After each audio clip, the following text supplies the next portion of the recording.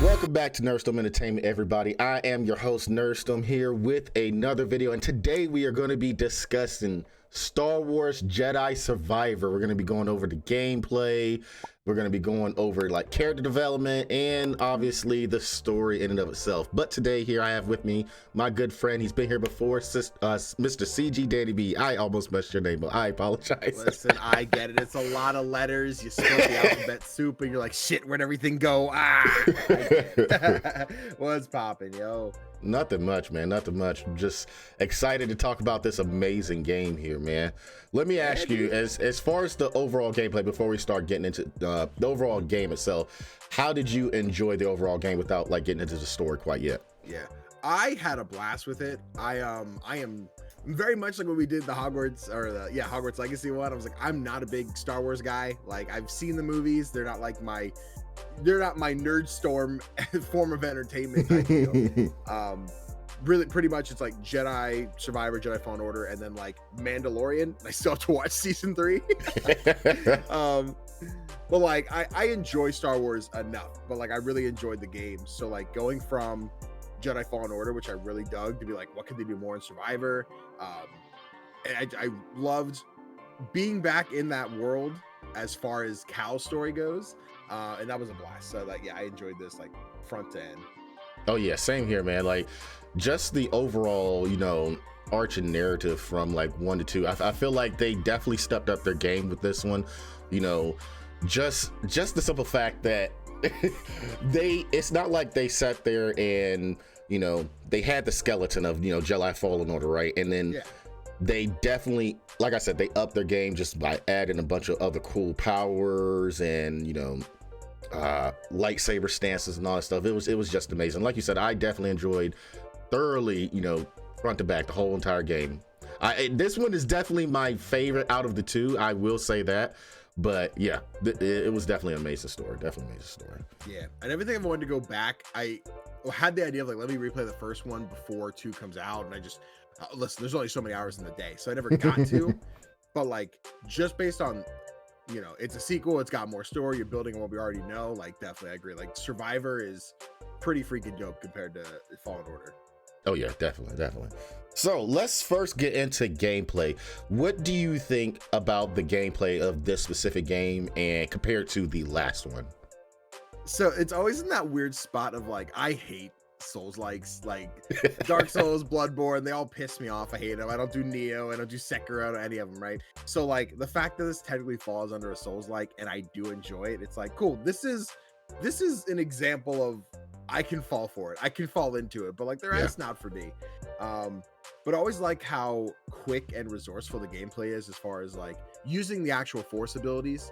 And like, I'm trying to remember back to the first game, like it took you a minute to like get your force ability to be able to push and pull and do everything else. And the fact that you start the game off with at least a basic resemblance of the kit. I don't think you have every ability, every unlock you had in the first game. But you have like a cohesive Cal that knows the force. So I really enjoyed like jumping back in and immediately being able to just play as the character I already knew. It's just weird that they put Cal on the screen so much for a game that should be focused around BD1, the best droid in the entire universe. Because, man, anytime this little dude was on the screen, I was losing my goddamn mind. He's so freaking adorable. I love him so much. But yeah, it's seeing the world, like the set pieces, the grand scale. Like, you walk around the corner and then cool, this big creature shows up. You walk into a tunnel and boom, this cutscene kicks in. You're walking here going to this planet, didn't expect to see this character here. And like, it is just a moment. I say moment to moment. The start of the game very much feels like, let's get you up to pace and be like, cool, you're getting into the game, you're feeling the gameplay again, you haven't played in a few years. And then there's a certain mission, I guess tailor end of a mission, where it's like, boom, now it's just bam, bam, bam, bam, bam, set piece, action. And I had an absolute blast from there to the end. Just playing through all these new mechanics, getting new... I guess some of it was even like mechanics that I would play, as much as like I'm kind of force fed what happens, but it's in like the best way possible. So yeah, I adored it. Oh yeah, me too. I thoroughly enjoyed everything that they had to offer as far as gameplay is concerned with this one. So like you were saying, this is a Souls-like game, but I definitely like what they changed from the first game to make it not so Souls-esque. With this, so they still had, you know, the meditation spots, which is technically like the campfire from Souls games and whatnot. They still had all that, but with this game you also had things like perks, and then, like I was saying earlier, they added different stances. So you had the cross guard, which was probably the one that I used the most throughout my entire playthrough. Interesting. Okay. Then they had like double bladed, then they had dual wield, and then you also, which was kind of, I wouldn't say it was weird, coming just from a Star Wars guy, I wouldn't say like having a saber and a blaster at the same time. I wouldn't say it was weird, but it was different, and I did thoroughly enjoy that. I didn't use that one as much unless I was coming up with enemies that like to rush me a lot, so I was like, all right, back up, pew pew pew pew pew. But yeah, I definitely thoroughly enjoyed like the different things that they changed. And then to add on to like different gameplay elements, they added like air dashing and whatnot like that. That segment, I think it was on Jeddah when you were getting chased by the Empire, and like Marin is setting up like these little what, I don't remember what they would be called, but she like the little like little portals, and you're like flying through them. I was like, oh my god, that whole set piece was amazing. Oh my goodness. Like the 2 or 3 days leading up to release, right, where I was like, I'm working weekends, the game comes out on a Friday, I don't get to play it till Monday, I'm so pissed. I was listening to as much like spoiler free content as I could.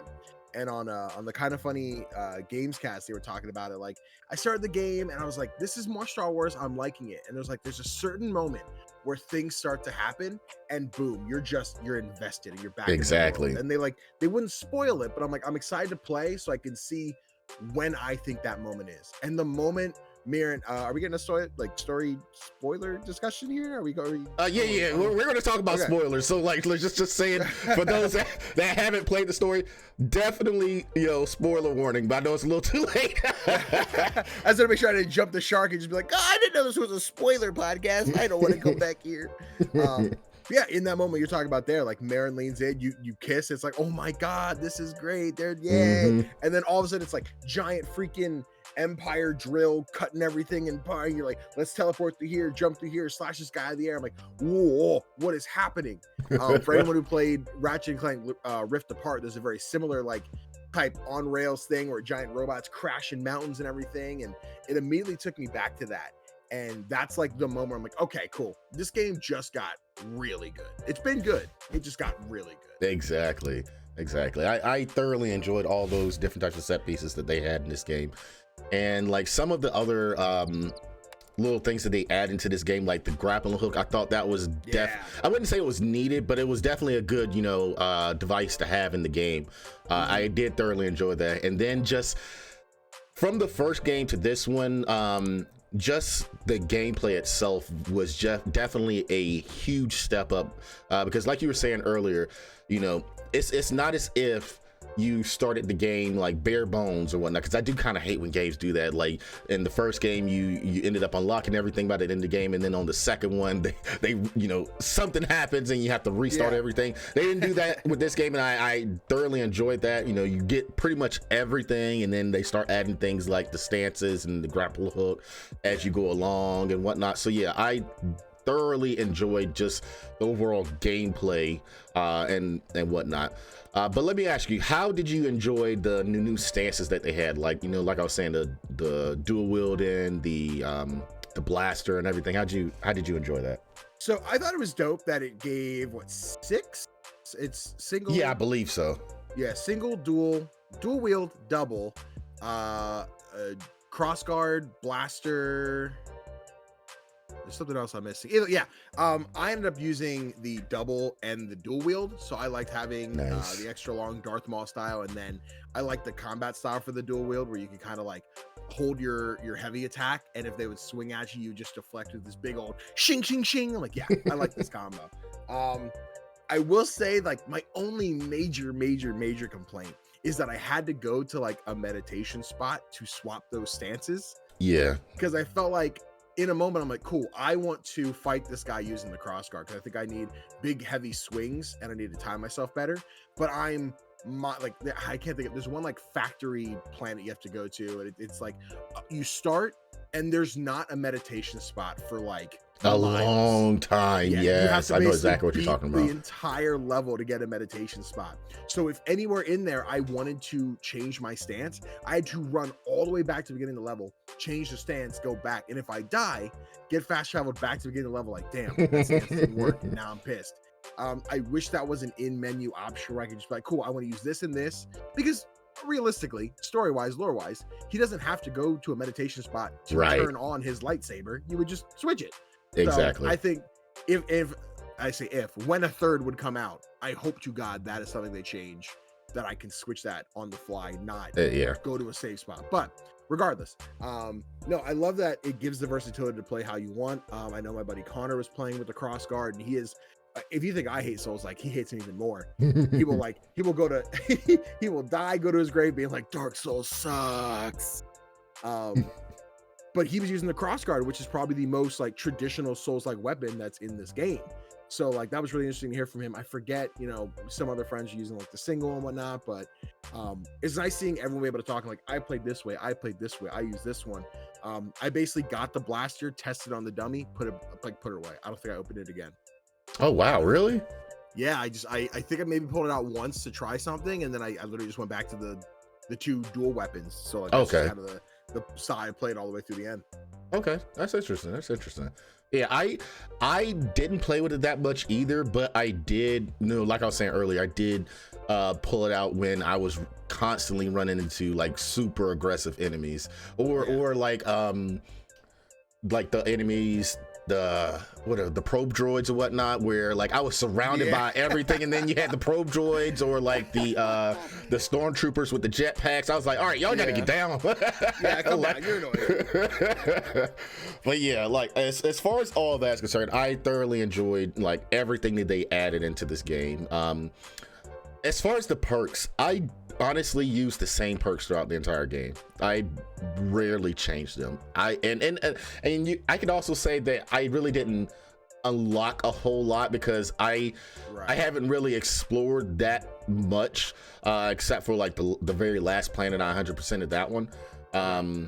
But I think I only unlocked maybe like 6 perks throughout the entire game, and I only used the same 2 or 3 the entire one. Like, totally guessing if I even had to think like how many I got, and it was almost like a back of mind thing where I remember equipping the first one.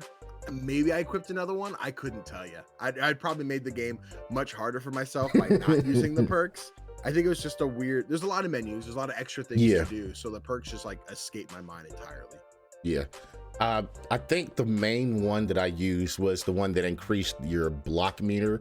Okay. Yep. And it was that one, and it was some other one that I used. But like I said, I pretty much used those the entire game, and I didn't change them out. And I'm not saying the perk system was bad. It's just I didn't see a real purpose to them. Yeah. So maybe in the third game they can like rework it or whatnot, make it so where they're a little bit more feasible, and it makes you want to use the perks a little bit more. So Respawn, if you're listening, maybe tweak it just a little bit, and people will use it more. Yeah, and I think the perks are like fine. I think they're cool. Like, I don't think me not using them really deterred me from liking this game or made it harder. Maybe ultimately made it harder. Like, you're probably getting like a couple boss fights I would have beaten quicker if I was like, hold on, I gotta slow down, like I'm dying too much, and instead I could have just had more health, or been like, oh cool, my block, it lasted longer, whatever it was. But I think perks are a fine thing to have, even if you choose not to use them. I guess cool challenge run, that's great. Yeah, so let's get into the next thing. So as far as character development, let's get into the main character, Cal. Yeah, from the first game to this one, how do you feel like he's grown as a character? I in the first game always compared Cal to like Aloy in Horizon Zero Dawn, where it's like, this is my protagonist, this is who I care about, but it is a very like stoic and stern personality of like, I'm just here to do my mission. I'm here to, like, there isn't like a big, like Uncharted, we have Nathan Drake and having like the witty comments and like, oh, this is a person I can see getting a drink with. Cal was very much like and not an NPC, but like as much of a main character as an NPC can be, if that makes sense. Yeah. So going into 2, like it kind of starts the same. He's like, I'm out here to do a mission. I got to accomplish this thing. But seeing his relationship with Marin, seeing his relationship with Bowden and the other surviving Jedis and everything else go on. And as they continue like grow, I'm like, oh, Cal's like a person. This is pretty cool. I'm enjoying this more than like robot. I'm deteriorating his personality quite a bit, but like definitely felt like he grew as a person. And then as far as his narrative goes, like what's going on, I'm like, holy shit, Cal, what are we doing, homie? I need a 3rd game soon. I need to know what's going on with this kid. Yeah, I felt the exact same way. The fact that, you know, for one, he's, you know, 5 years older, right? Because this game takes place 10 years after, you know, Revenge of the Sith. So, you know, he's had a little bit more time to mature, you know, like you were saying, his relationship with Marin. And speaking on that, I love that so much. I think that was probably my favorite part of the game. Like, I love a good story. I'm a huge story person. I love a good story. And I'm so happy that he finally said, like, that scene right before, you know, shit hits the fan, like close to the end.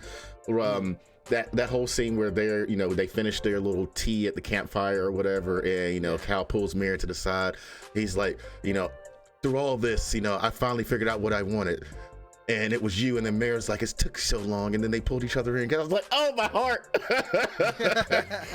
Oh, it was so beautiful. I'm so glad that he finally, you know, decided to, you know, go through with, you know, a relationship, if you will, because you know, as far as the whole, you know, you might not notice this, you're not a huge Star Wars fan, because of the whole, you know, Jedi code thing or whatnot. They don't like attachments, right? So most Jedi, a good majority of Jedi, don't have relationships unless you're a part of a species that happens to have like a low birth rate or something, and then, you know, at that point they kind of allow it. But you know, I'm so glad that he kind of is like dropping the whole, you know, no attachments thing, even though, you know, and we'll get into this when we start talking about like the story and whatnot, even though that may end up leading to other stuff, I still feel like it was definitely a good choice for him to, you know, start pursuing a relationship with Marin. I definitely thoroughly enjoyed that. Yeah, I think it's like kind of scary where I'm like, don't you hurt Marin, like don't Oh my god, 3 with just Marin getting slaughtered or something. I'm gonna cry. Don't do this to me. But yeah, like again, this is like I'm sitting in like Discord playing with, you know, Chris and Connor, who are a lot more versed in Star Wars than I am, and there was the whole conversation about gray Jedis and how it's like that's not canon, that doesn't count. And I'm like, above me, can I not do shocky lightning if I'm a good guy? I guess that's the rule. I don't know. Yeah. But yeah, I enjoy seeing the transition of like, and like again, big spoilers, but if you're this far in the video, whatever. But seeing like early on where Cal's like very like revenge driven. I'm like, I'm gonna do this, yes, accomplish this. And I'm like, okay, homie, you're getting a little dark here. Let's calm down. And then you get onto like the Imperial ship, and you're in the middle of this fight, and all of a sudden it's like just fall into the darkness. Like, what? Embrace the darkness. No, we're not. Oh my god. And then you start slaughtering droids and stuff. Like, bro, oh no. Yeah. And then like for the final fight, I think I don't know if you have to use it for the final fight. Yes, I did find out that it does force you, because I died multiple times that final fight. And like the second time, I was like, you know what, let me see if this was something like that's forced upon you, because what happens is like if you wait, the screen will start turning redder and redder and redder, and at one point I was like, oh my god, he's about to die, because my controller started vibrating, and I just said, you know, screw it, I'm gonna press it. And you know, he still does it. And then the third time that I died, I just waited, and I think it does it on its own. It eventually either does it on its own or just continues to just wait. But yeah, it does kind of force you to embrace the dark side, essentially. And I kind of honestly, I kind of had a feeling that something like that was going to happen in the very beginning of the game, where you're going up against, I think it's the Ninth Sister, and she kills like everybody. And like Cal, you could see it in his face, like he's getting pissed off. You could see it in his face, and that was just a crazy moment, because I was like, "Yo, this man's gonna end up, you know, either turning to the dark side, or he's gonna end up like, you know, going very, very close, you know, by the end of the game." And then lo and behold, there it is. Y'all ain't making it, dog. Y'all not Oh man, like I did thoroughly enjoy those portions of the game when you were embracing the dark side, especially when they went to the ISB base when they were going after Bode, and they found the director or whatnot, and then Cal started force choking him. I was like, oh my god, this man's getting serious. He's getting serious. Oh my goodness, Cal, don't do it. And then it took Marin to come up there and stop him. I'm like, oh, look, your girl's going to stop you. That's good. That's good. She's fuck out, bro.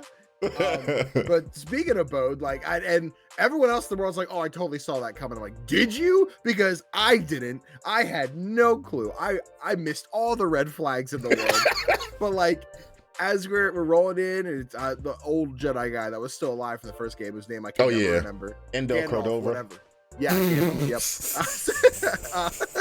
But they go to escape, and then all of a sudden Bode's like, sorry, and then you got to chase after him. And it's like, what's wrong? I thought this guy was my best friend. And like, funny story, there was this kid in chat who kept like, only popped out for Jedi Survivor. It was like, do you like Bode yet? Do you see why I love this guy? And then after seeing it, I'm like, got it. You wanted me to fall in love with this character so I would be heartbroken. Well, you failed, because Bode's cool and all, but like, not enough screen time early enough for me to be like, dude, this guy's amazing. I love him. But yeah, you get to like this interaction. It's like, why would you do this? And then like, force push, you're not the only one who survived, and then pulls out one arm guy's freaking lightsaber. I'm like, what? Yeah, no, he's not. This is crazy. And like, I'm sitting in Discord, I'm like, guys, shut up for a second. I'm watching a very important, and again, Chris is beating the game. Connor is behind me, so I'm like, I don't want to talk spoilers, but I'm like, Chris, what? He's like, I know, man, it's crazy, isn't it? I'm like, what? Oh. Just dumbfounded the entire time. Yeah, that threw me off. I honestly, I was spoiled to the fact that he turned on you, but I didn't know when it was going to happen or like why. But the fact that he was a Jedi, I had no, inclination of that was going to happen like at all. So that threw me for a loop. And then the fact that after you fight him that first time on the cliff or whatnot, and you fall off and you faint, and then it switches to Seer. Oh my god, that whole portion, like, I was thoroughly enjoying like defending like the anchorites and whatnot, and then it gets to inside the archives and then Vader pops up. I'm like, oh my god, it's Vader. Now I'm not gonna lie, I was scared because I was like, oh my god, is he gonna be like he was in the first game, was like just super freaking difficult and whatnot? Like, no, I was actually whooping his ass a little bit. Okay. And then I was thinking, like, obviously Vader wasn't gonna die, like I know that, but when she went in for the kill, I was like, okay, she did it, but I was not expecting for her to die. Like, I was brought to tears at that point. I was brought to tears. And then the fact that Cal, like, I don't know if you caught this, but Cal technically experienced all of that through his psychometry ability, like the touch and stuff, like, and that really broke me, because like he was literally holding her dead body and then experiencing all of that. Like, that like broke me. Where, like, you watch her laying there, and then like, I think the fire is going in the background, all of a sudden fades, you see Cal like, no, I'm like, oh wow, that broke brutal.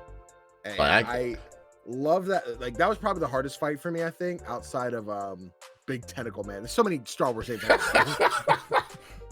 But I think his name is Ravis. But not Ravis, that guy. But like, he gave me a hard time, and I'm like, this is on me because I'm not blocking right. I'm being dumb. I need to get better at blocking. Yeah, he whipped my ass too. But like, Vader was like, okay, I see. Like, there's these moments where he'd like throw like books and stuff at you, and it would turn blue. So I'm like, oh, I have to force push it back, and I couldn't do it fast enough. I'm like, this is stupid. I can't beat him. And eventually, I'm like, I guess if I just keep running, maybe he can't touch me. And like, I ended up having like a great time doing the entire thing, fighting Vader, and like, yes, we won, we got this. To then just be this super sad transition of like, now we lost Seer. Which then leads in like to the end where you have like 3 Jedi funerals all in one spot. Yeah, exactly. Time lapse of Cal kind of like meditate on the entire thing. I'm like, man, this man be losing people left and right. Speaking of that section, like, when I was going through that part, it was me and my wife in the living room. And like the time lapse started, right? And I didn't realize it was a time lapse at first. I honestly thought it, everything was glitching because where'd my frames go? right, because Marion just came across the screen. It looked like she was sliding. I'm like, oh god, the game's breaking. And then my wife was like, oh wait, it's a time lapse. I'm like, okay, that makes sense. Oh man, but yeah, that whole scene, that whole ending scene was pretty. I wouldn't say it was heartwarming, but it all came together. The whole, everything that happened. So let me ask this: how did you feel about Bode's story in and of itself? Not necessarily his turn or whatever, but I guess you could say like the reason why he did everything. How did you feel about that? I'm in a spot where like I feel how emotional it was supposed to be, and I don't want to take away from the fact that it was. I think it was just the part of like, I enjoyed watching the change and like knowing he had a daughter he had to take care of. I feel like the daughter feels like such a tool in the story. You know what I mean? Like, I feel like I should have had a moment to attach to her more and then care about what's going on. Like she's losing her father, et cetera, et cetera. But like, you have the small moment in like Bode's room where it's like, I can't find my stuffed animal. I found it for you. And then Bode shows up, right? And then the whole conversation turns into talking to Bode. So I feel like I needed more moments of her to like genuinely be like, oh man, like I have to take care of this girl now. Like I have to protect her, like help her grow up with like a father figure of sorts. Yeah. And I feel like I just didn't have enough time to bond with that character to truly care like I think they wanted me to. But I'm hoping like that evolves a little bit more in the third game so I can feel attached to young Bode child. I think that's exactly what's going to happen because something my wife has said, she was saying that more than likely what she thinks is going to happen in the third game is that Marin and Cal are going to end up being her parental figures, and we're going to end up raising her, because something that Seer said at the end, when I wouldn't necessarily say it was like a force ghost or whatever, I guess it was just like a vision Cal was having. She was essentially saying, raise her or protect her or something. So I'm thinking that she's potentially force sensitive as well. And it's going to be Cal's job to essentially like protect her, or something's going to happen, to her in the third game where, Cal has to, protect her or whatever. So yeah. But I kind of felt the same way. Like I wasn't like super duper attached to her. But I kind of understand where Bode's coming from, with the fact that, he had to, go into hiding after Order 66. He fell in love, had a child and whatnot. And then, to protect them, he had to work for the Empire or whatever. I get it. But at the same time, it's screw that guy because he betrayed us. 100%. What a trash guy. It's in that weird spot where like the differential, like you have a kid and I don't. So like in a spot where like maybe you would be in the same boat as Bode, where it's like, hey, we're in a world where like we're all being hunted because of us being also as people of color. Maybe it's even more personal. I don't know. But it's like people are after us because of who we are and what we can do. And like, I could try and hope that you'll protect all of us, or I could take it in my own hands and protect my kid, my family. Right. So like, I'm going to do whatever I need to do to save this kid that is mine. Like, I don't really give a damn about you guys. So basically I'm asking, if I was Cal and you were Bode, would you totally screw me over to save the kid? That's what I'm asking. Sorry, Daddy. Yeah, you know what? It's not unexpected. But yeah, like I get where he came from. It's just like, I don't know, man. Like, because coming from like an outside perspective, it's still screw Bode at the end of the day, because he could have definitely gone about it a different way. He could have at least said something to Cal like, hey, hey, I'm technically working for the Empire, bro, but I want my kid to survive, so what can we do? But that is real tough. And I think like, I'm imagining, right? Like, again, they're NPCs, they're pixels and polygons on the screen. So like, they're not that deep, but also like, I could see a world where Bode is like, at the moment I say I'm with the Empire, knowing like where Cal's at with how he feels about everything, I understand that like, if I say this, I'm probably not in a great case. So I should keep it a secret as long as I can until I can walk away. And I could see him being like, I pushed Cal off the ledge, we killed him, now we had nothing to worry about. And I'd be like, shit, he caught me, he's in my room, damn, this guy's still going. But yeah, As far as like everybody's character development, though, I thoroughly enjoyed where all the characters. I'm not gonna say that. I appreciate the growth that all of the characters have with, like we were saying, Cal, with, what happened with Bode.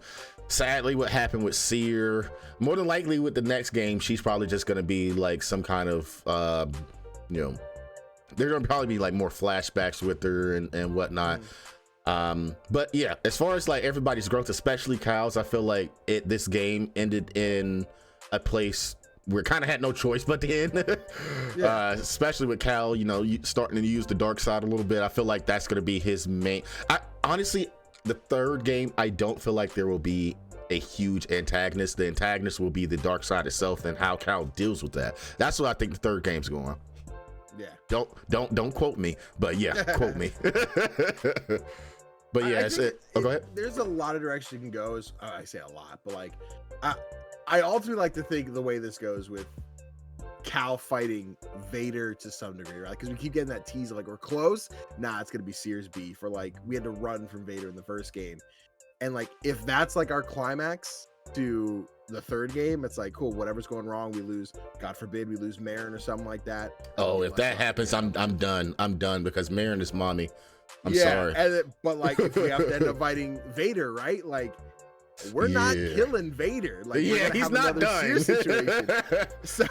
So like, it's like almost that easy prediction of like, yeah, Cal's dying in the third game, man. Or if he's not dying, he's running away from something. I don't know, but either that or Marin's probably gonna end up getting Vader's probably gonna end up killing Marin. And I hate to say this now, but that might just happen. Yeah. Especially with her almost dying because of Bode. Like, honestly, like, if I was this close to like jumping through the screen and beating Bode's ass myself, I was like, bro, if you kill Marin, I am going to whoop your ass myself. Oh man, but yeah. As far as the overall story is concerned, how did you enjoy the overall story though? I thought it was fun. Like I said, there's like that moment when you get to like the Marin teleporting portal stuff. Like, that's where I think it really kicked up, and I was like invested from there on out. I think the beginning did feel like, hey, this is your tutorial reintroduction back into the world. But yeah, again, as like the non-Star Wars guy, I enjoy this isolated iteration, and like, I think towards the beginning-ish part, when you find, again, One-Arm McGee, who what was his name? Dagan Gera or something like that? Yeah, Dagan. You find Dagan, and you get like this flashback, right, of like what the planet was like. And I was literally sitting in my chair. I started to lean back. I'm like, I should care. I don't. Like, this feels very like to me until the moment you see all like the Imperial ships. I'm like, wait a minute, let me sit up. Something's happening now. And then like that fight, his fights were dope. He had some amazing. Oh yes, like, yes. Flipping the room upside down and fighting on the ceiling. That was sick. So yeah, there are definitely moments where I was like less invested because I was like, this partakes in a bigger Star Wars universe that I am not privy to. As opposed to like, cool, now we're back in Cal's seat. Like, I care about what's going on with Cal and Mirren and like the crew with Greasy Money Baby. But like. Otherwise, I enjoyed it. I enjoy Cal's part. Like, that's why it's one of the few like Star Wars things that I'm like super invested in. Yeah, because they did have a lot of High Republic stuff, and for those that might not know, the High Republic era takes place about 200 to 400 years before the events of Star Wars Episode 1, the movie with Darth Maul. So that's where Dagan Gera's whole time line or whatever comes from. But me as a Star Wars fan, I definitely enjoyed those tidbits from the High Republic, because with the High Republic stuff, we only got like novels and comic books so far. But it was nice to, see a lot of that stuff name dropped. And, Dagan Gera's story in and of itself, like that whole section where he comes out of the back to tank, him and Cal are talking, and then you can tell that he started to feel some type of way about everything, and then he takes his kyber crystal out of his lightsaber and he makes it bleed and turns it red. I'm like, oh my god, they did it. And that was, for those that don't know, that was literally the first time, I wouldn't say live action obviously, but that was the first time we can see it in motion, the bleeding of a lightsaber crystal actually happening. And I was like, that's dope as hell right there. That's dope as hell, because we've only ever seen that in the comic books. So I thoroughly enjoyed that, all of his interactions, especially because of the fact that he only has one arm and he was sitting there force push you with his shoulder. Oh my, bro, listen, I got like nerdy like video game developer mind on this whole thing, because the way they animate it is, it's like they put in like a prosthetic arm, right? Yeah. That they made sure they animated with, so everything was at arm's length or was thrown at the proper angles and everything. And then once they were all done, they just hid the arm. They said delete the arm, get rid of it, but leave all the lightsaber animations. Like, bro, this looks so clean. Because like I could just imagine like an imaginary force arm, like some kind of blue phantasmal arm that's just attached to his shoulder. Like, dude, this is sick. I keep forgetting Dagon's name anytime we're not sitting here talking about it. But like, he was pretty dope. Kind of a whiny little nerd, but like pretty dope. Yeah. And honestly, I thought he was going to end up being like the main antagonist for the game, which he kind of was, in a sense, because I didn't think he was going to die as early as he did. Sure. But yeah, like I did thoroughly enjoy his whole story, because he kind of had, similar things to what Cal's going on. Like he had a love story going on and whatnot, and then he felt betrayed, and then that's kind of the reason why he turned against, the Jedi Order and everything. But yeah, and then the whole thing with him and Ravis, the hentai tentacle monster, as you say. But that whole story, especially with how Ravis's species is, where like they're very loyalty based and whatnot. That's the reason why he was so fixated on Dagon Gera and like why he trusted him so much. I did thoroughly enjoy that, and the fact that he wanted a warrior's death and Cal almost didn't give it to him. He's like, nah, bro, like come with me, like, and he was like, nah, kill me, man. Like I need a warrior's death. I've been denied this warrior's death for so long. Give it to me. Please just give it to me. Put me down. I'm tired.